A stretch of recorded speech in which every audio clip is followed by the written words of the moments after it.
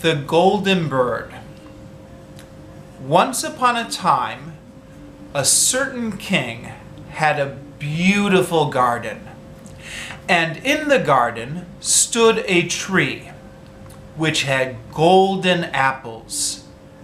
These apples were always counted. And about the time when they began to grow ripe, it was found that every night one of them would go missing. The king became very angry at this and ordered the gardener to keep watch all night under the tree. The gardener set his oldest son to watch, but about 12 o'clock, the eldest son fell asleep, and in the morning, another one of the golden apples was missing. Then the second son was ordered to watch, and at midnight he too fell asleep. And in the morning, another golden apple was gone. Then the youngest son offered to keep watch. But the gardener at first would not let him, because he was afraid that something bad might happen to him. However, at last he agreed, and the young man laid down under the tree to watch. As the clock struck 12, he heard a rustling noise in the air, and a bird came flying. The bird was made of pure gold. And as the bird was eating one of the apples, the gardener's son jumped up and shot an arrow at it. But the arrow didn't hurt the bird. The bird only dropped a golden feather from its tail and then flew away. The golden feather was brought to the king in the morning, and all the wise men of the kingdom were called together. Everyone agreed that the feather was worth more than all the wealth of the kingdom. But the king said, "Just one feather is of no use to me. I must have the whole bird." Then the gardener's oldest son set out. He thought he would find the golden bird very easily. And when he had gone but a little way, he came to a forest. And by the side of the forest, he saw a fox sitting. So he took his bow and got ready to shoot at the fox. Then the fox said, "Do not shoot me, for I will give you good advice. I know what your business is, and that you want to find the golden bird. You will reach a village in the evening, and when you get there, you will see two inns opposite to each other, one of which is very nice and beautiful to look at. Do not go in there, but rest for the night in the other inn, even though it may look to you to be very poor and uncomfortable." But the oldest son thought to himself, "What can such an animal as this know about the matter?" So he shot his arrow at the fox, but he missed it, and the fox ran into the forest. Then the oldest son went on his way, and in the evening he came to the village where the two inns were. And in one of these inns there were people singing and dancing and eating. But the other inn looked very dirty and poor. "I would be very stupid," he said to himself, "if I went to that dirty inn and left this nice inn." So he went into the nice-looking inn and ate and drank and relaxed. And he soon forgot all about the bird. And he even forgot about his country, too. Time passed on, and as the oldest son did not come back, and no news of him was heard, the second son set out, and the same thing happened to him. He met the fox, who gave him the same good advice. But when he came to the two inns, his older brother was standing at the window of the nice inn, where a big party was happening, and called to the second son to come in. And the second son could not resist the temptation. So he went in and forgot about the golden bird and his country in the same way as his brother. Time passed on again, and the youngest son too wished to set out into the wide world to search for the golden bird. But his father would not listen to his wish for a long while, because he liked his youngest son very much, and he was afraid that something bad might happen to him and stop him from coming back, just like his brothers. However, at last he agreed that his son could go, since his son would not stop asking. The youngest son set out, and he too came to the forest. And he too met the fox and heard the same good advice. But he was thankful to the fox and did not try to shoot the fox as his brothers had done. So the fox said to him, "Sit upon my tail, and you will travel faster." So he sat down, and the fox began to run, and they traveled a long way, as quickly as the wind. When they came to the village, the youngest son followed the fox's advice, and without looking around him, he went straight to the poor and dirty inn, and stayed there all night. In the morning, the fox came again and met him as he was beginning his journey. The fox said, "Go straight ahead until you come to a castle. In front of the castle, there will be a whole group of soldiers fast asleep and snoring. Take no notice of them, but go into the castle and keep going until you come to a room where the golden bird sits in a wooden cage. Nearby the wooden cage, there is a beautiful golden cage, but do not try to take the bird out of the wooden cage and put it into the golden one.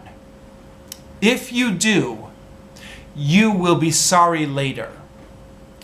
Then the fox stretched out his tail again, and the young man sat down on the fox's tail, and they traveled a long way, as quickly as the wind. When they got to the castle, everything in front of the castle gate was exactly as the fox had said it would be. So the youngest son went in and found the room where the golden bird was sitting in a wooden cage, and where nearby was the golden cage. And nearby the golden cage, there were the 3 golden apples that had been lost before. The youngest son thought to himself, "It would be a pity to bring away such a fine bird in this poor cage." So he opened the door of the wooden cage and took hold of the bird and put it into the golden cage. But the bird let out such a loud scream that all the soldiers woke up, and they took him prisoner and carried him before the king of the castle. The next morning, the court met to judge him. And when they had heard everything, the court sentenced him to die, unless he could bring the king a golden horse, which could run as fast as the wind. And if he could do this, then he would have the golden bird given to him for his own. So the youngest son set out once more on his journey. He was very sad and worried when suddenly he met his friend, the fox. The fox said to him, "Do you see now what has happened because you didn't listen to my advice? I will still, however, tell you how to find the golden horse, but you must do as I tell you. You must go straight until you come to a castle. In the castle, the golden horse stands in his stall. By his side, there will be a groom who will be fast asleep and snoring. Take away the golden horse quietly, but be sure to put the old leather saddle on the golden horse. Do not take the golden saddle that is close by it."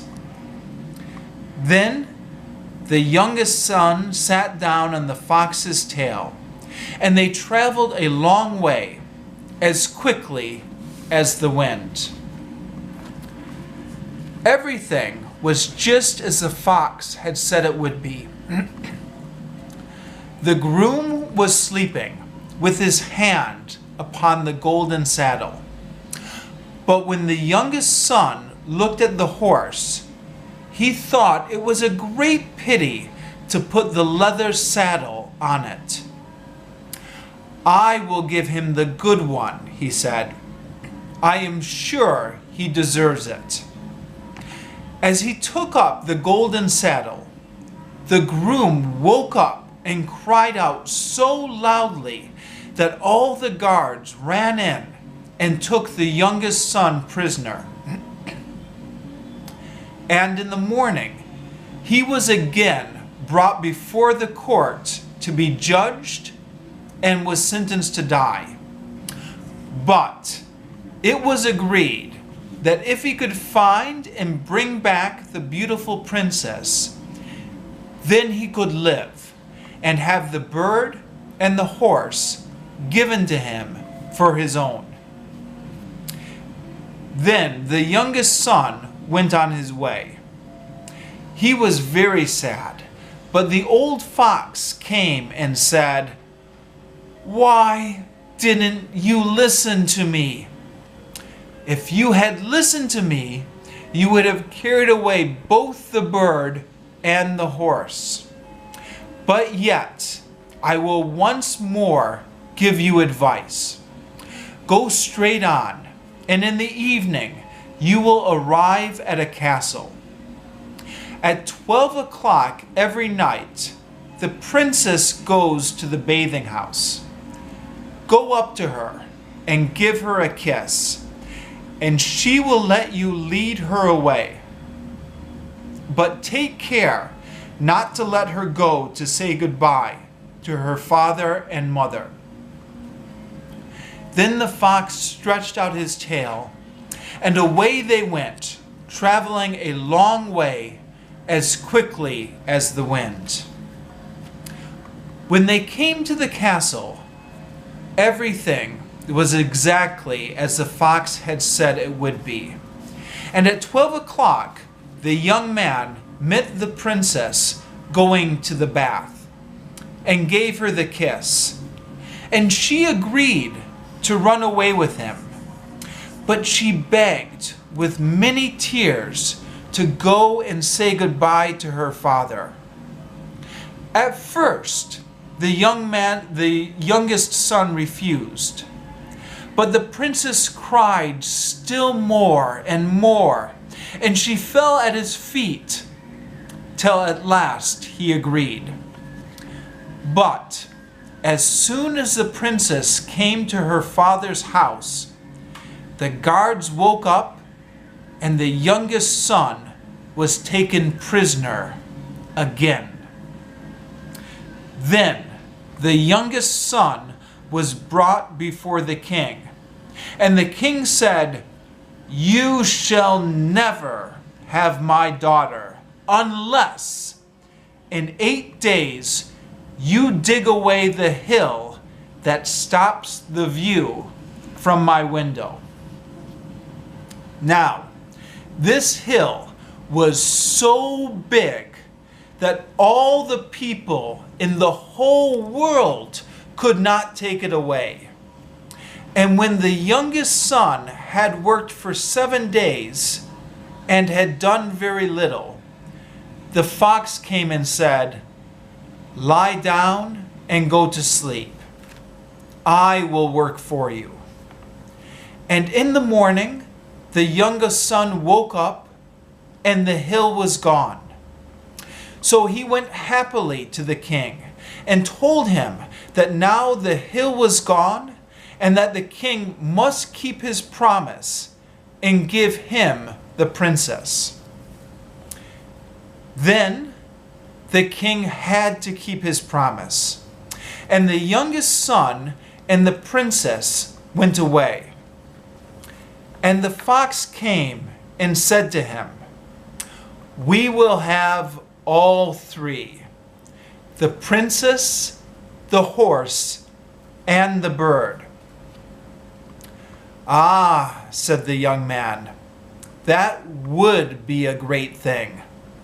But how can we do it?" "If you will only listen," said the fox, "it can be done. When you come to the king and he asks for the beautiful princess, you must say, 'Here she is.' Then he will be very happy, and you will get on the golden horse that they will give you, and shake hands with them to say goodbye. But shake hands with the princess last. Then lift her quickly onto the horse behind you, and ride away as fast as you can." The youngest son did everything the fox had told him to, and everything went perfectly. He was able to ride away with the princess. Then, afterwards, the fox told him, "When you come to the castle where the bird is, I will stay with the princess at the door, and you will ride in and speak to the king. And when he sees that it is the golden horse, he will bring out the golden bird. But you must sit still and say that you want to look at the bird first to see whether it is the real golden bird. And when you get the bird into your hands, ride away fast." This too happened as the fox said. They carried off the bird, the princess got on the horse again, and they rode on to a great forest. Then the fox came and said, "Please kill me and cut off my head and my feet." But the youngest son would not do it. So the fox said, "I will still give you some good advice, but you must be careful of two things. Do not save any robbers, and do not sit down by the side of any river." Then the fox went away. "Well," thought the youngest son, "it should be easy to keep that advice." The youngest son rode on with the princess until at last he came to a village where he had left his two brothers. And there he heard a great noise. And when he asked what was the matter, the people said, "Two robbers are going to be killed." And as he came nearer, he saw that the two men were his brothers who had become robbers. So he said, "Isn't there any way to save them?" But the people said that the only way for him to save his brothers was to buy their freedom with all the money he had. The youngest son did not stop to think about it, but paid all his money, and his brothers were freed, and they all left the village together and started traveling back towards their home. And as they came to the forest where the fox had first met them, it was so cool and nice that the two brothers said, "Let us sit down by the side of the river and rest a while to eat and drink." The youngest son forgot the fox's advice, and he said, "Yes." And he sat down on the side of the river. And while the youngest son was relaxing, suspecting nothing, his brothers went behind him and pushed him off the riverbank and into the river. Then they took the princess, the horse, and the bird and went home to the king. All of these things we have won by our hard work. Then there was a big party, and everyone celebrated.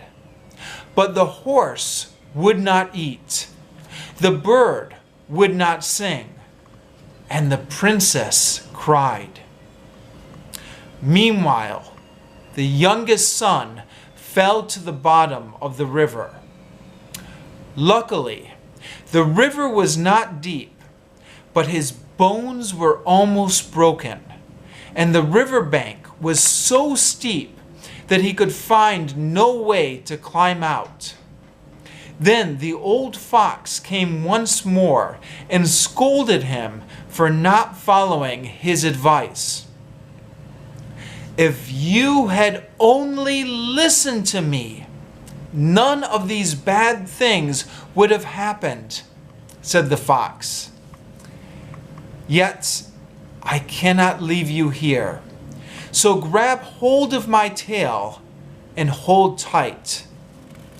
Then the fox pulled him out of the river, and as he got up on the bank, the fox said to him, "Your brothers will kill you if they find you in the kingdom."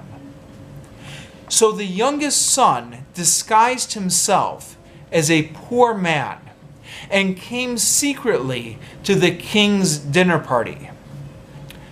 As soon as he came inside the room, the horse began to eat, and the bird began to sing, and the princess stopped crying. Then the youngest son went to the king and told him all about the bad things that his brothers had done. and his brothers were captured and punished. And the youngest son was given the princess again, and moreover, he was named heir to the king, which meant that he would become the future king after the king died. A long time after that, he went on a walk one day in the forest, and the old fox met him. And the fox asked him to kill him and cut off his head and feet. And at last he did so. And in a moment, the fox was changed into a man. And it turned out that he was really the brother of the princess, who had been missing for many, many years. And they all lived happily ever after.